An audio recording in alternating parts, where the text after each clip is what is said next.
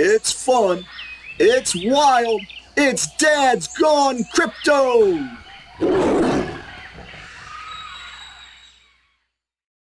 Welcome everybody to Dad's Gone Crypto. Another week, another episode, and guess who we have on the show? We've got Michael Holdmann and Jacob Holdmann, and they're going to be sharing some cool updates on what's happening with PraSaga, the PraSaga coin and their development.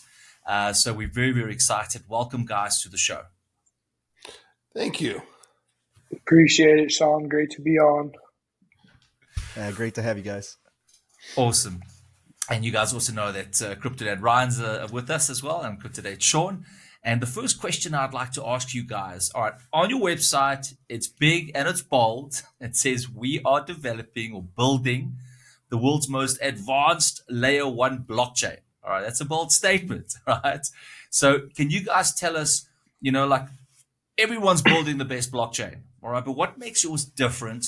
And, how is it going to change this landscape? Jake, you want to take that or should I? Yeah, I can take it. So okay, because I'll go technical. To keep it kind of 9,000 foot view. We really got into this industry to solve the problem of scale in blockchain. We started back in 2018 originally with the idea of using a blockchain for an Internet of Things and smart city message bus so that we could decentralize and let people profit off of their data. However, we quickly found out that the layer ones we had out there, ETH, Solana, Avalanche, those first generation of layer ones, none of them would reach the scale of what we had with our IoT and smart city message server. And so that kind of set us on the path that we are today was, how do we actually solve for scale? And the biggest thing about PraSaga compared to what we call smart contract platforms is we took a look at the problem from a completely different lens. We took a 180-degree turn around the problem and tried to solve it that way. And so what we get is a completely novel idea, moving away from the smart contract framework, which, in the industry is a little kind of extreme. Smart contracts have become some sort of standard across a lot of the industry. Little do we know that it's actually the smart contracts and how they kind of silo the data is the actual reason that blockchains can't scale. So in our approach, our approach is almost as if we took Windows and put it on the blockchain. We built out a completely native operating system that uses object-oriented programming that allows us to run exactly how a multi-core CPU runs, like your laptop or your desktop. You have multiple cores in your hardware that are running processes at the same time so that it's faster. That's exactly what we've done. And what the architecture approach has allowed us to do is run transactions in shards in parallel so that we don't run into the problem of what in computer science is known as state explosion. As right now, the layer ones, very, very few users and very, very little data that they need that they're scaling right now. Get to an enterprise is on top of a blockchain. A lot of these blockchains are going to fall over because of this, what we call the state explosion problem. And so that's exactly what we're solving for. And that's exactly what our CTO, David Bieberman, has created. He's created a layer one blockchain that is no longer bound by the limits of smart contracts. Now it's only bound by how much internet bandwidth can we get for an internet server. We are still limited in a lot of the hardware aspects of how fast data can actually travel through the fiber optics from the ground around the world. But we have accounted for the state explosion so that once we get to a level where there is, huge amounts of data, our platform will be able to actually handle it. And, we won't have the hiccups and the troubles that a lot of layer one chains have nowadays. Well, that's excellent. So that's solving a massive problem for crypto, for blockchain. How does that translate to some real world problems out there? What's that going to solve for the general public, let's say? I'll kind of take that one because we're actually working on something. I can't make an announcement on what group it is, but we just submitted a document that is going to be used in order to form what's called a Tiger Team. There's myself and my co-founder David Bieberman both have been involved in standards bodies for the past couple decades.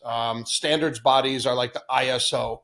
When you go around and you see billboards that say ISO 9001 certified or whatever the number is, that means that there's an international standard that's been agreed upon industry-wide across all competitors in order to solve a solution that plagues the entire industry, not just their own implementation of it.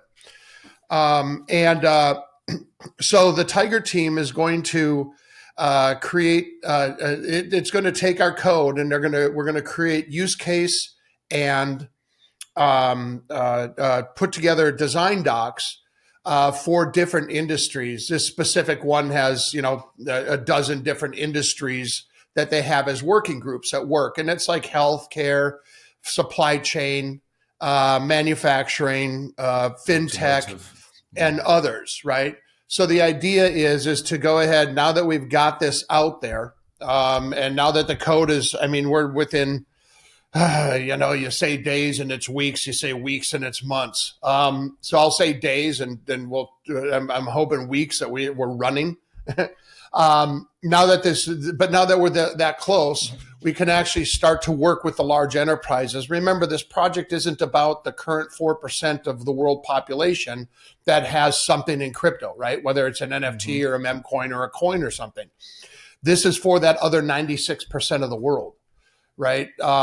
It's like, and I have had conversations lately with some investors, and the issue is that they don't see new capital coming in, new liquidity coming into this market right now. And it's because I think we've capped out on what we can offer. And that's really where we're looking for. So how do we advance industry with a very, very, with an approach that it kind of tears down what those walls are. Decentralizing industry is going to be a very difficult thing. However, if we can get to a point where we have a standard that everybody can agree to. You can have all your proprietary things. You can do all that you want, being a corporation and such like that. But you're all utilizing the same underlying approach to solve that problem. So guess what? You'll solve the problem if you find an approach that everybody uses.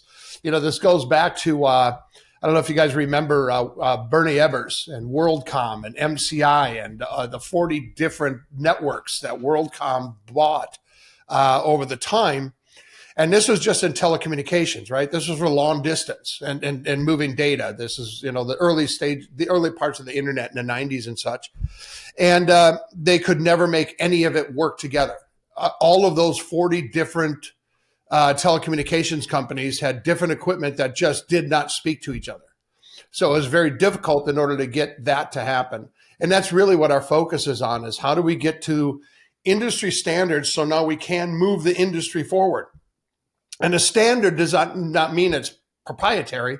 A standard means that it's just everybody agrees to work like this, if that makes sense. Yeah. Right. Yeah.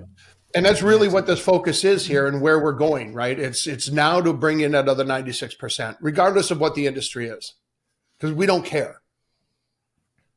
So it sounds to me like, so I think traditionally people, when they get into crypto, is like, all right, let me buy a coin. Cool. You got a token or a coin. Let me buy an NFT. Great. Got an NFT. Let me buy into this project and let it go up and down. And you're seeing fluctuations. Or I got an NFT that gives me access to a music festival. Cool. Right.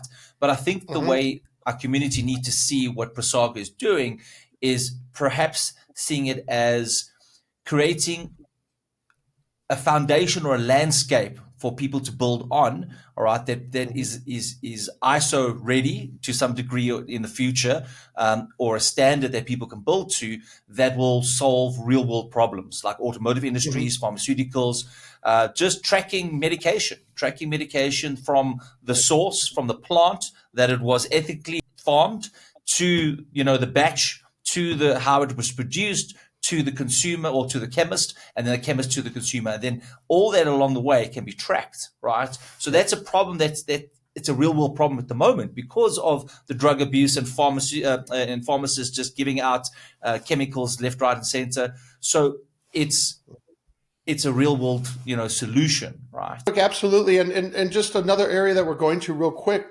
is, let's just talk about ticketing for sport, for entertainment, for concerts and such, and the incredible markups that are happening because the brokers come in with a bunch of bots and buy all the tickets immediately off of Ticketmaster or something, and now they're selling them for what was it? They went up to $90,000 for Taylor Swift. I mean, we are engaged with some people in the music industry that are looking at how can we solve some of these things, right? How can we protect the artist and the consumer rather than just protect the enterprise that's actually doing the ticketing, right? And so get to a platform where, here, you can have the ticket, but guess what? No, you can't the blockchain won't let you mark it up like that, right? If you're selling secondary and such. So you're absolutely correct, but this is, and it's the breadth of industry that once you understand the architecture, once developers start to understand the architecture, and then once the consumer starts to see the ease of use without knowing it's a blockchain, which is the biggest focus here, is you do not know what you're on. It doesn't matter. It's just like when you got your first app for B of A or Wells Fargo or something, it's on your phone. You didn't know you were using the internet. You didn't care that you were using the internet. I just know that I can go ahead and put some data in and it's going to do what I tell it to do. Yeah. Right. I think, Michael, you also mentioned that one of the biggest problems to solve is scalability, right? People take for granted that, we just add more machines, we just do a little bit more, employ more people, yada, yada. But if anybody wants to see how things are stress test, wait for a bull market, because even Ethereum, just the gas prices become stupid. It gets clogged. The transactions are slow, and this is the golden child, right? Well, Bitcoin's the golden child, maybe the second best child. So there's a lot of problems facing it, and they're trying to solve it as technology goes on. That leads me to the next question: is that you guys have been building for quite some time, right? And solving the problem, of fine-tuning those skill sets and that. Has the technology improved in such a way in this day and age that maybe your technology is, I wouldn't say redundant, but old technology, or is it still, you believe, still the best technology out there? So there's certain things that can't be changed, and they're known as laws. Computer law is a big thing, right? So it doesn't matter how advanced the technology gets. There's Amdahl's law will always be in place, and that is a mathematical equation that lets you understand exactly where in a mainframe computer I can process data in parallel and where that data serializes. And that's exactly what this is. So the technologies and such within hardware and everything, yes, that's advancing. But is the TCP IP ever going to have a better TCP IP? No. TCP IP it addresses a server, and it sets up a link between two servers that lets you know if they're both still online talking to each other. Right. So the internet runs on TCP IP. And what we're talking about here, the things that we have been looking at, or the approaches that we've taken, are using the underlying protocols and approaches that allow the internet to scale. And real quick, what I'll give as an example, just so everybody understands, the grocery store is probably the best way to understand what this scaling is and what we're doing. So today, in today's smart contract world, you're at a grocery store and you want to check out, and you have beef in your cart. Well, lane one is beef. The cash register on lane one is a smart contract for beef. Lane 2 is chicken. Lane 3 is squid. Lane 4 is pork. Lane 5, so on and so forth. Up until recently, you could only be in lane 1 to purchase that beef, or you had to be on that smart contract on that register. Lately, there have been Multiverse X and Near and others that have started to execute the shard the execution of the data. So that means that, okay, I have beef. I'm in lane 1. This is really long. I can go over to lane 3 and run the beef. But in order to get receipt, I still have to go back to lane 1. Lane 3 can't give me the receipt. It can only execute that transaction. It can't finalize it. You still have to go back to the lane that you're subscribed to. That's what we solve for. I don't care what your product is. You can go on any lane. And to the point of when you see this, the increase in demand, that's one of the things that we do have, that our capability is to dynamically add more shards and in reverse take away shards as the velocity of transaction increases and decreases in the normal ebbs and flows of a global economy. And so that then allows us, to your point, Sean, about the disruption in transaction fees. If we have an average transaction queue, well, then that should create an average transaction fee, because if I know, regardless, it's going to take between 15 and 30 seconds for this transaction to finalize. The total, not transaction per second, how many seconds per transaction is it going to take me to be able to do that? Now, is that fast enough for retail point of sale? Probably not. We're too impatient as a race right now, especially here in Western. Maybe over in Southeast Asia and such, they have a little more patience and everything. There's still is still in them, but here we're a little more aggressive on time. Thanks to email, right? And IMs. All of a sudden, there's no time for anything. But that's really where it comes to, regardless of how it goes up or down. So we're going to set the minimum at 1/4 penny. Now you can, of course, if you want to try to get up in the queue faster, or get your transaction put through in faster, then you can probably bid that up like you do in Ethereum. It's all based on market, right? We're not here to determine. Everybody's saying the market is going to drive demand for price, for speed, and everything. But it will keep it level as much as we can. When there are jumps in it, we can add the more resources in order to pull that down back to the average that we're shooting for. And the reason I say 15 to 30 seconds on average for your transaction, we're going to do 15-second blocks, but depending on when your transaction gets into the queue and looked at, it could come in the next block, which would be then 30 seconds total. Okay. So, all right. So PraSaga is a very different type of blockchain from what I'm hearing here. So will PraSaga be able to play nicely with other blockchains, from an integration point of view? Jake? Yeah, so that is actually, that's what this industry is about. It's about the community, but also about the interoperability. I mean, that's why we got into it in the first place, was to be able to create interoperability between devices. And that is something that we are building on. We will have the capabilities to have an object in our system that represents an ERC20 smart contract. So we are right now kind of working on and looking at bridges and how we're going to go about, connecting to other ecosystems. There's a lot of really great companies coming out right now, that are doing more than just kind of monetary bridging. A lot of companies are out there trying to figure out how you can do, messages cross-chain so that you can actually get some more data. So that is something that this industry is about interoperability. If you're kind of coming in as we're the only ones that are right, you're going to lose, just because of how the industry is and the world that we are trying to build with this industry. So we definitely are taking the steps to make sure that we can kind of connect and interoperate with other chains as well. Great. Guys, as of like 2020, there were about 8.2 million Python developers, right? And I think part of the growth of PraSaga lies in that simple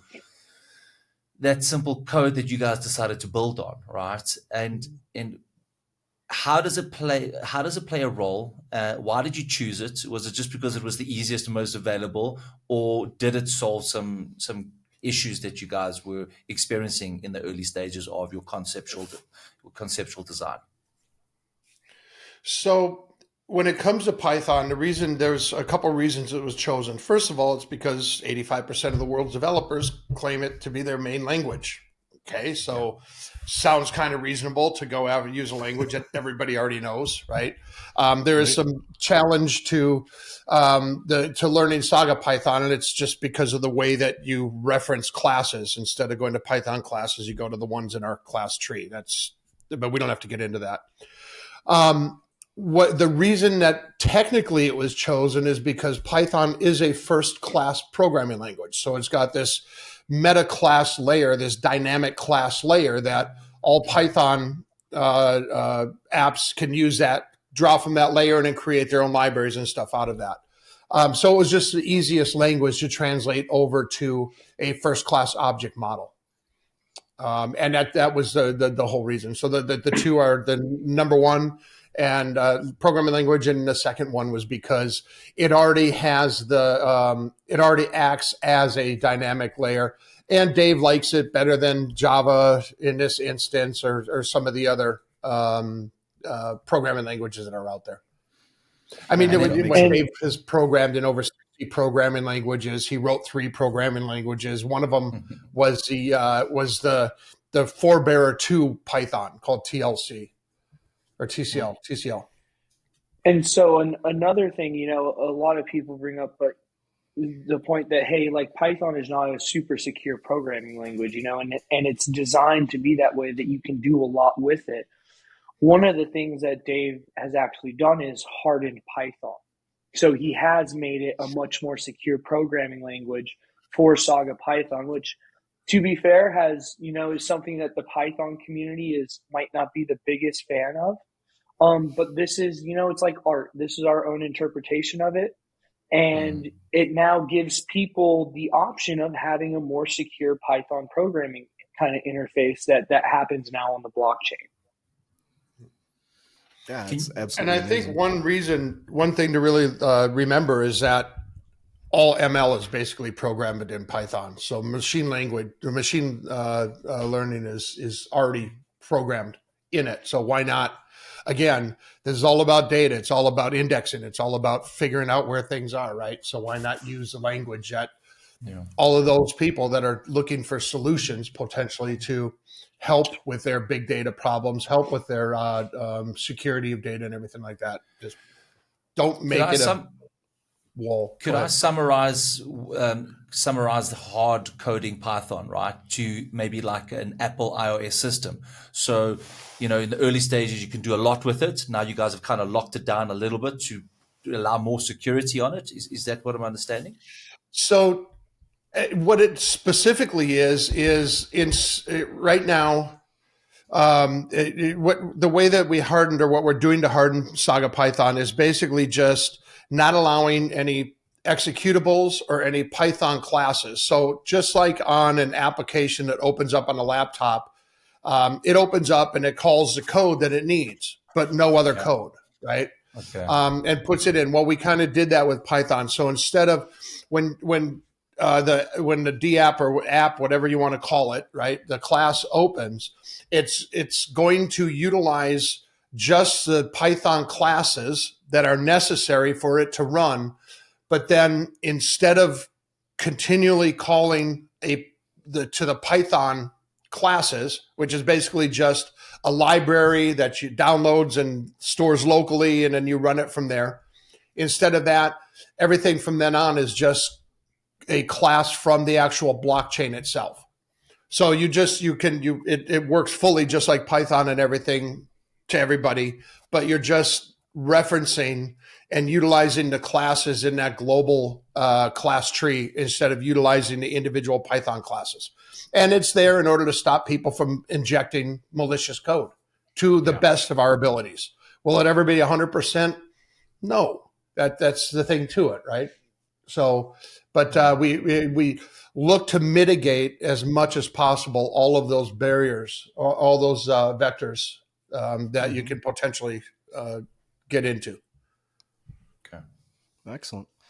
So, getting a little off the technical side, what any major updates going on with the project that you can share with the community? Like what, where you guys are at, what's happening? Jake? Yeah, so right now it's really we're continuing to build. We're getting to those final stages. Soon we should have essentially the private version of a permission chain. So we will actually have a web browser viewer that will be reading all the data and info from the blockchain and start to be able to giving us some metrics. What's the transactions per second, the blocks per minute? What are the kind of how many blocks are each individual node winning? What's things like that.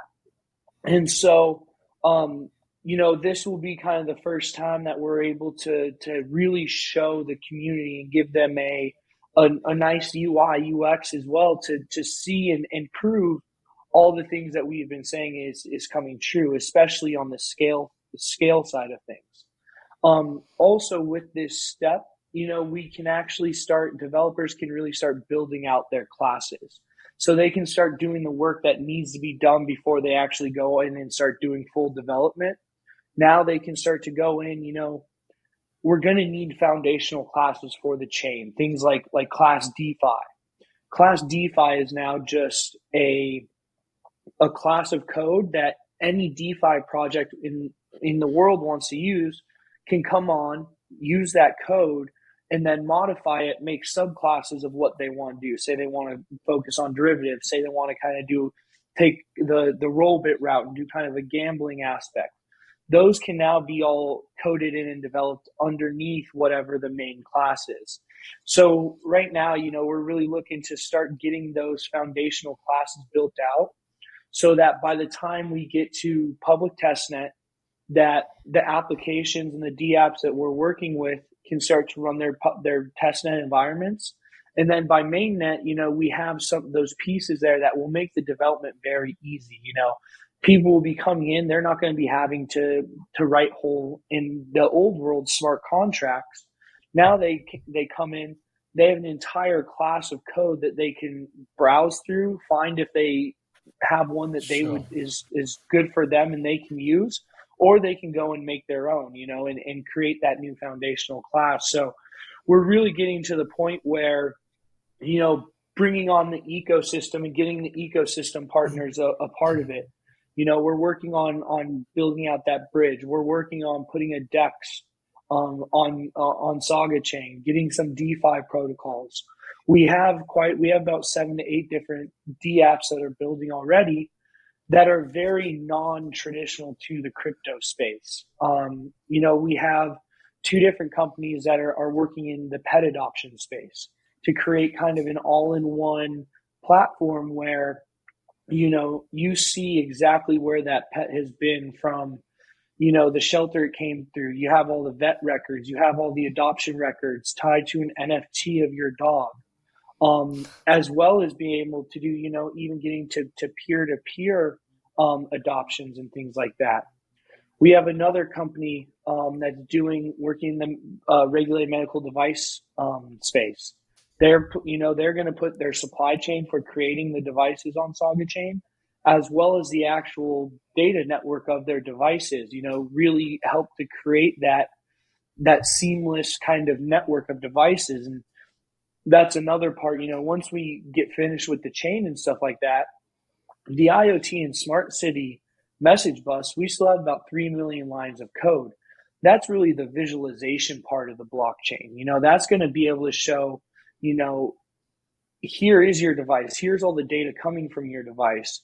here's how much you can make for the data off your device, We also have another company that's doing a data marketplace where you can actually rent or lease your data instead of just selling it for a one-time profit or revenue stream. So yeah, right now, we're getting to the point where we're very close to showing the world what we have. And now it's really bringing on the rest of the community and really getting this built up so that when we list, we have that community underneath to really prop us up and support us. So that's kind of where we are in terms of listing.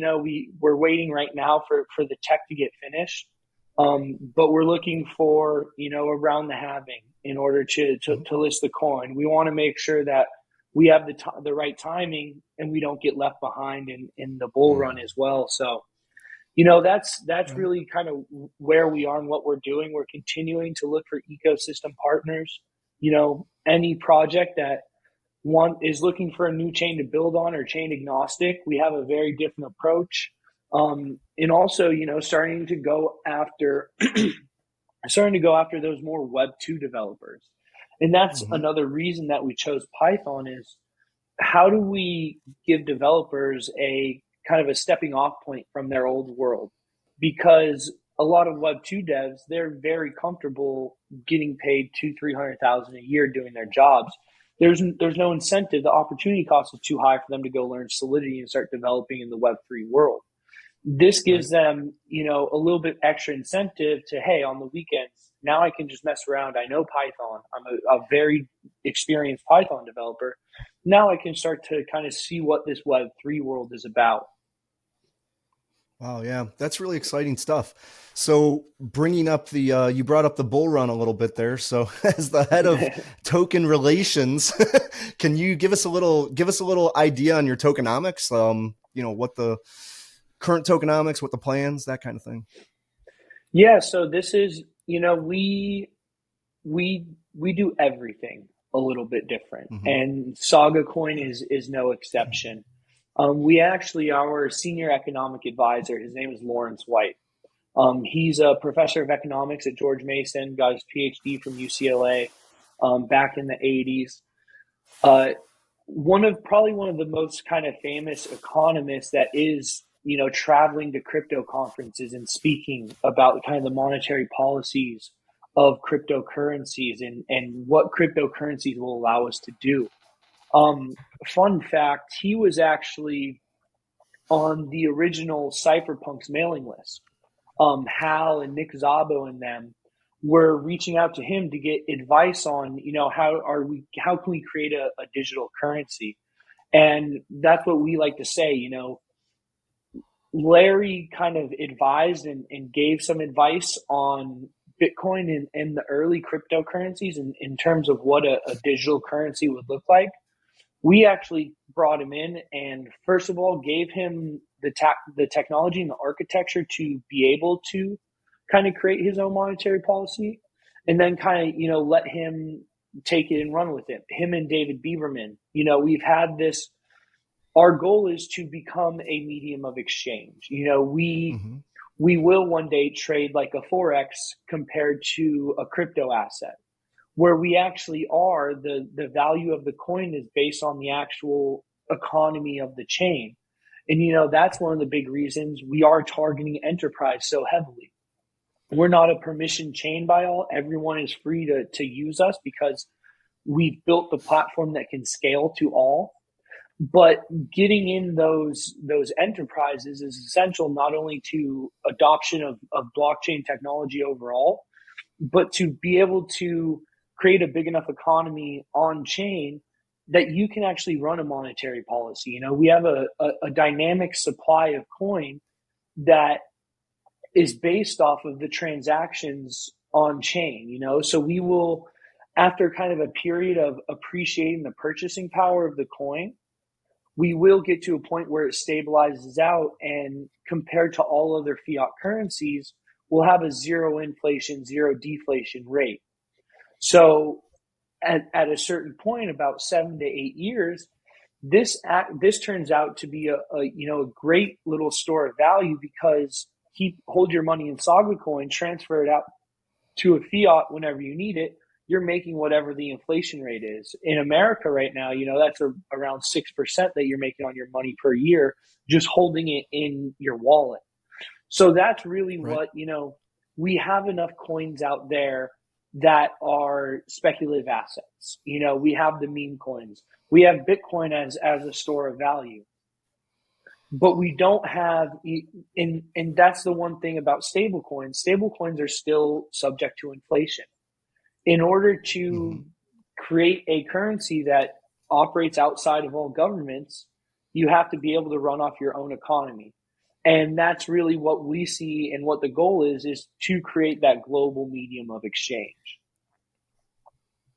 I think that's absolutely amazing. That's I think obviously it's just what makes you guys 100% different. All the tech and everything makes you different, but that right there is a really, really cool thing. And I think people, when they first hear that, they say, well, I don't want to buy a stable coin, but what you're doing is so different from that, because you're basing it on your own economy. It has the opportunity to grow against fiats, but still maintain its own great value.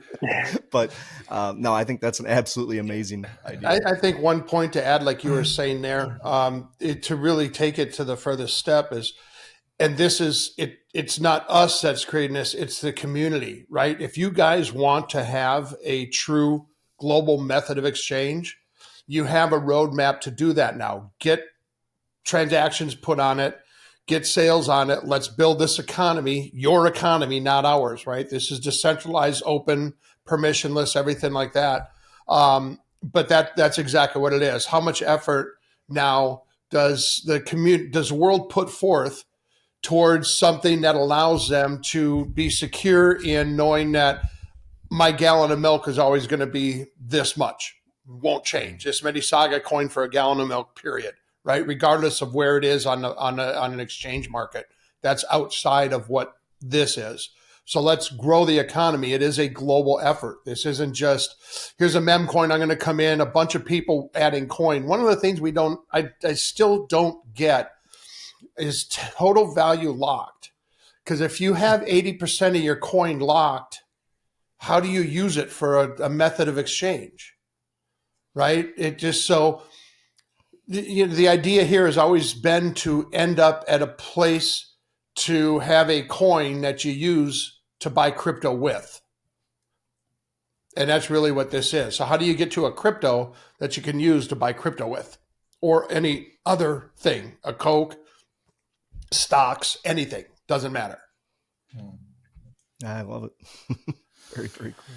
Jacob, just very quickly, what is transpiring now? So from, what are we in November, right? What happens now with testnet? How long will that take? And what can the community expect the TGE price to be? Yeah, so in terms of kind of testnet, we are, again, with software development, you never know.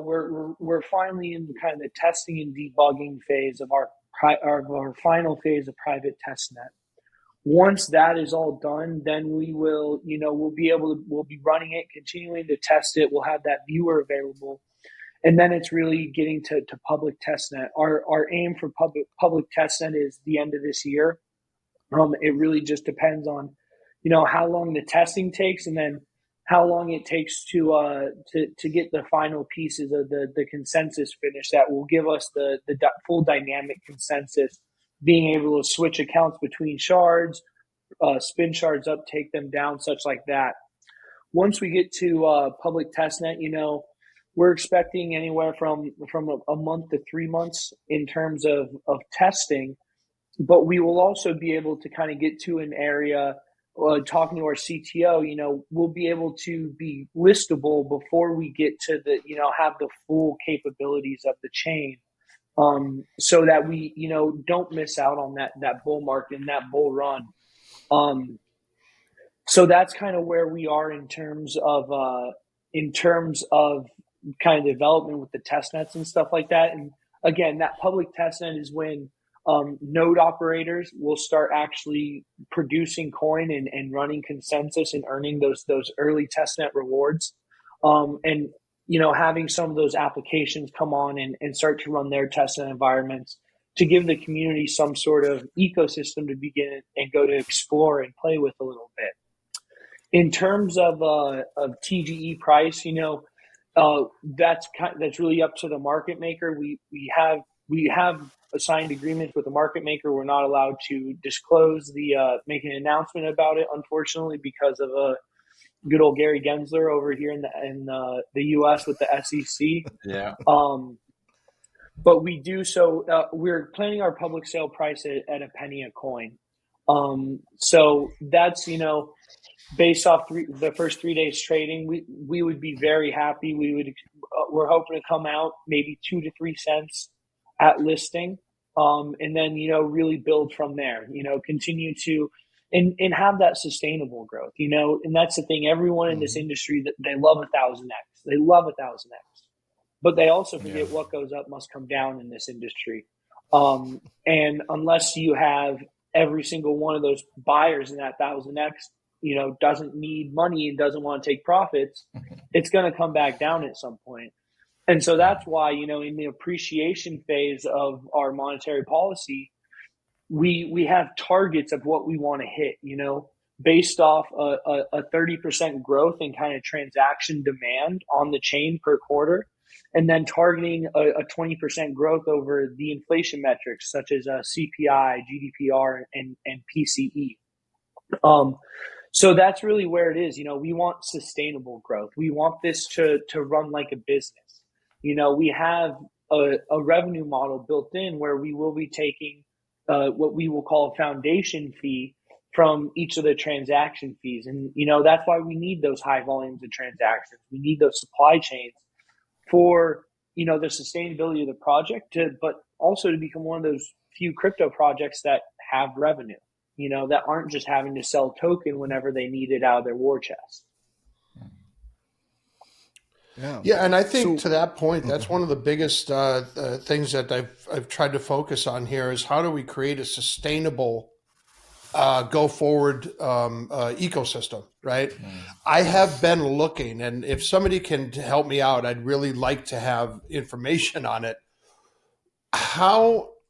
What is the revenue being generated for these layer one chains? Is their entire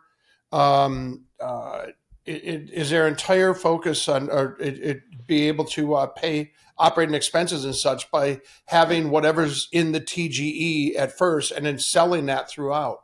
One of the things that we focus on is having a very low transaction fee and then charging a foundation fee on that transaction fee, not selling a bunch of coin randomly out of the treasury to do it.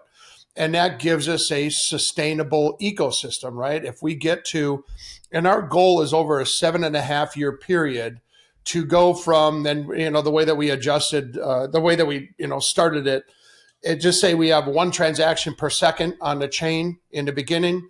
By quarter 30, we want to be at we want to have a 4,000 transaction per second average. We can do 4,000 per second. That's not what we're looking for. We're looking to have 4,000 transactions a second running all the time on the chain. Now, is that aggressive? Yeah, it's a 33x increase in current transactions. 4,000 is about 139 billion transactions a year. Right now, I think the entire blockchain industry, as far as, and I'm not sure about how Hedera fits in with some of the things they do, because they say that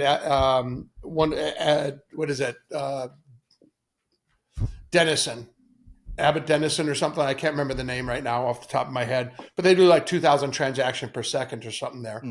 That's not accounted for in what I see as far as the blockchain goes.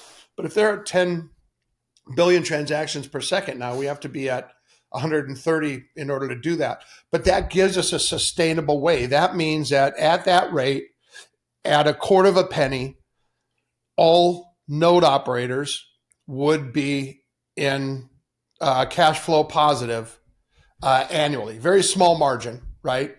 But you would have a margin. Everything would be passive income. and each node. So if you have more nodes, you get more passive income on there. But that's really the goal here, to be able to, for the node operators to establish a business based on the transaction fee volume, and the rewards are just, icing on the cake, right? And that's really what we're going on. I just don't see, I've been looking, I've looked through the financials of like Ethereum and such like that they post, but there's nothing there that distinguishes, here is the revenue, but where does that revenue go to? Because they're still selling ETH out of the treasury every once in a while in order to have capital. Yeah. Right. And I don't know if anybody in this industry has taken an approach. You still have to, there's still business approaches that, just like computer law, that can't be changed. You got to sell something for more than you paid for it if you want to stay in business, right? Right. You have to have a sustainable stream. You can't have a set pool and hope for that to last forever, especially when you have such volatility in price. One day I read the other day that I think Ethereum has 1.3 billion in Ethereum sitting in the treasury or something. Well, that wasn't what it was 2 months ago when it was 6 months ago when it was 800, right? It was half of that. So that's the problem. How do you sustain a global organization without having a true revenue model for that? Right. And I don't understand, a lot of the big VCs and such seem to have forgotten all about how businesses run or something, because they pump billions into these things. No, I think that's amazing, because, bringing real world business economics into crypto is something that, that's definitely not something we've seen. So I think for future sustainability, I think that is an absolute key. But so with that in mind, where do you see PraSaga? Like what's your dream for PraSaga 10 years out? Well, for us to not have any involvement whatsoever in the management of the chain, that it's just fully community owned, that everything is turned over. David and I will always be part of the board in terms of, for philanthropic and such like that. But to have the DAO fully operating, have the, that's another area that we have to, how do we work on this? How do we work on having more community involvement in the voting? Right. Again, when we went to Switzerland, they asked, well, what's your governance like? And I asked them, what's your governance like? And they said, well, we put forth proposals, and unless we have a majority vote, we don't enact whatever that policy is. And I said, well, then we're digital Switzerland, because that's exactly how it is. We'll put forth recommendations. There's got to be boards that will take proposals and put forth what is the best proposal for the community, but they can't enact that. They can't implement that until the community votes. And I want it to the point where here's why we want to do this and what the benefit would be as one choice, and the other choice is no. And that's what the community, make it as simple as possible for the community. Because I think Ethereum right now only gets 16% of the community actually votes as far as participation. Here in the US, what do we maybe have 50%, 51% vote participation in the last one? That's the first time it's been that high in ages, right? Right. They've got us so bogged down on things that we forget to do. We can't focus on that. So how do you make life simpler? And I think that's one of the biggest things about this chain that we're trying to do is, okay, all that tech we put out that was supposed to simplify our lives really just complicated them more, right? And so how do we now, is there a way that we can make that tech more usable and to actually simplify life? And there's a lot of things that are done right now that could be automated, as long as there's strict and guidelines and rules in order for that automation to be accomplished. And I think the blockchain does that, because it doesn't do this unless it's given absolute, yes, this is what you can do. You can't do anything else. This is what this allows you to do, kind of thing, right? Yeah. Right. All right, guys. So as you can see, that there is a lot of information that we've just come through, and every time we have these meetings, myself and Ryan are like jaw dropped because we learn something new, and it shapes the way we understand the market. Because we're going out and researching other projects, and then we're coming back to PraSaga, and they're telling us what's happening here, and it kind of just like, yes, those are the problems that we're facing, but no one seems to be solving them, right? And now they are solving them, and now we have this excitement. So, part of our community is that we want to onboard as many people into crypto as possible. That's one of our fortes in Dad's Gone Crypto. That's why we started the podcast, right? And we've started Dad Sacks. So the last couple of weeks we've been, telling you guys what's happening with the Dad Sacks and, why we're doing it. And we want to take our audience on a journey into the PraSaga world and teach them and educate them on these little things, all right? Perhaps you want to be a builder in the space, right? Myself and Ryan are builders in the space, and we need a lot of pain points, right? And we're learning as we're going. But if there's easier tools that we can use to help us, accelerate, we'll jump ship immediately, So it's finding out these projects that can assist and help. So if you're wanting to build, get on the educational platform and say, all right, how do I learn more about PraSaga? If I've got perhaps a friend that wants to build, and refer back to it, we're going to incentivize you guys throughout this journey of this educational journey, as well as this referral journey in the space, and reward you guys with something awesome. And Jacob, if you don't mind just announcing, what is happening in the next couple of weeks with PraSaga and Dad's Gone Crypto. Yeah, so we're donating a bag or a dad sack of 1 million Saga coin, in order to really get the community excited about the project. Get people in, give them a little bit of some coins, so it might be able to make a difference in their life too, and they can really feel like they're a part of the ecosystem. So we will be giving 1 million Saga coin. As well as some little drops here and there for some random little activities and such. But super excited to be able to start this partnership, and really that's what we're all about. We want to get Saga coin in as many hands as possible, and this is a kind of a great opportunity not only to do that, but also give people the education that they need, not only on PraSaga, but getting into this Web3 ecosystem in a whole. It's I've been following the space since 2016. In college it was my life, and it still took me about 3-4 years before I really grasped everything, or even before you just know the acronyms that everyone throws around in the space. So it's we're very excited to be able to have this opportunity to not only educate people, but also give them a little bit of Saga coin along the way as well.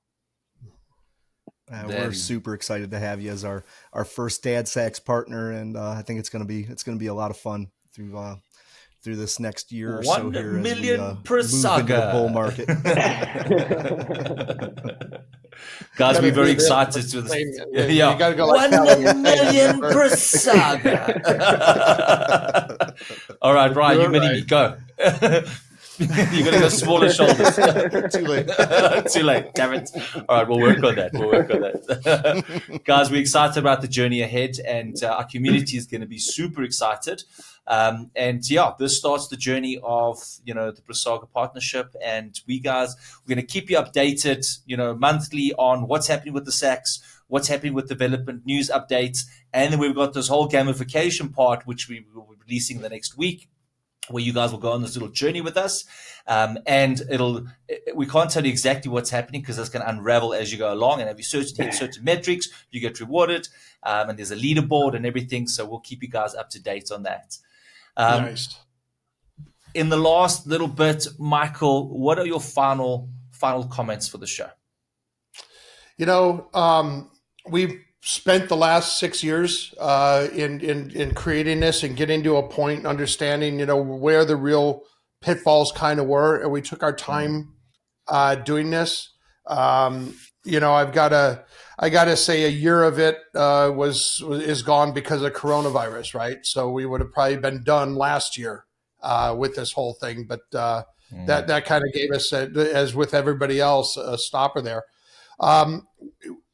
We took a journey that was different from others. Instead of raising hundreds of millions and then going to see if we could build what we said we did, we went ahead and built, understood that we could do it, and then started to bring in participation, right, in order to start to get Saga Coin distributed out there, at least the notion that you're going to get it as soon as it mints. So we would just love for people to come and take a look at this. We are looking for projects to build. This is, and contributions into the code base would be wonderful, right? Let's build this global. It's a global tree, but just this global base of code that will mitigate things like bugs and malicious code and such. And let's stop worrying as much as we can stop worrying about the bad aspects of this and really just try to make something that works for everyone here. We just built the code. We're putting this platform out there. It's up to everybody else in order to help make it work, right? Give it to the community. That's what open source is. So I'm really excited about the future. We've got some other announcements that'll be coming up over the next few months, really related to going into the IoT side. And everybody's like, how are you going to drive demand? Well, we have a very, very high performance Internet of Things message bus that'll have data running over it that will be part of the open source stack of that we have out there. And that's one way to really get drive demand. If you have devices sending data, paying transaction fees in order to secure that data or immutable, make it immutable and such, well, that's where demand is driven from.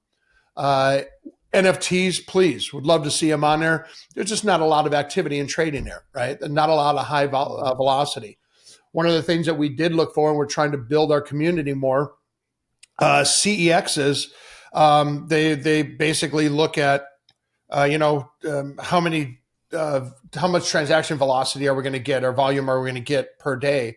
And they usually equate it to about 100,000 across all your socials means about 10 million. And that's really their baseline for starting, right? That's when they'll bring a project on, when they can know that they'll try to get about 10 million a day in transaction volume. So we're somewhere around what, Jake, 70,000 across right now. So we do have to build that community more so that we'll get better eyes from better tier ones. Does that make sense? Mm-hmm. So those are the kinds of the things guys, there really is something very incredible here. Take the time to look at it and stop just maxing out on something because your coin's there. Great. Keep your coin there. I don't want you to sell your soul. I don't want you to sell your Bitcoin or your Ethereum or anything. And I want you to come over here and participate in this. Let's build something different. Very Absolutely. Cool. Jacob, any final thoughts from you? Thank you guys for having us on and listening to us blabber for the last hour or so. Hey, we appreciate it. But he's really covered it. We're very close now. We're getting ready to show the world what we built and what Saga Chain will be able to do. And we believe it will be, an evolutionary step in blockchain technology. It will be something that will, finally allow the industry to really start to explode and start to kind of poke its head into different industries and start to take over the old world of things, So we're extremely excited. We've been doing this for quite a while now. And we're getting, we can smell the finish line now. So again, anyone, please come take a look at us. Join the Telegram, ask questions. We love to see your pretty faces in there, or at least your pretty profile pictures. And would love to get some conversation going as well. Very cool. Fantastic.